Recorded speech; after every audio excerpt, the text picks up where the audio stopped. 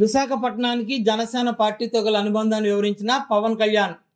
విశాఖ ఉక్కు తెలుగు ప్రజల మనోభావాలతో కూడుకుని ఉన్నదని తెలిపిన మొట్టమొదటి పార్టీ జనసేన పార్టీ అని పవన్ కళ్యాణ్ పేర్కొన్నారు.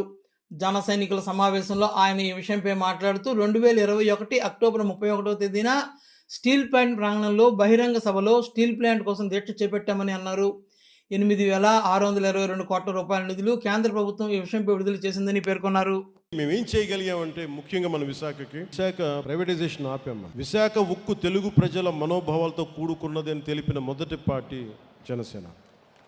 31 అక్టోబర్ 2021లో స్టీల్ ప్లాంట్ ప్రాంగణంలో బహిరంగ సభ స్టీల్ ప్లాంట్ కోసం దీక్ష. ఈ రోజున నిధులు 24-25లో 8,622 కోట్లు కేంద్ర ప్రభుత్వం నరేంద్ర మోదీ గారి నాయకత్వంలో విడుదల చేసింది. 25-26లో 3,295 కోట్లు మనకి దీనికి విడుదల చేసింది. Visakhapatnam railway zone, south coastal railway zone NDA ప్రభుత్వ కృషి. గత ప్రభుత్వం కనీసం భూమి కూడా ఇవ్వలేదు, మనం దీన్ని ముందుకు తీసుకెళ్ళాం.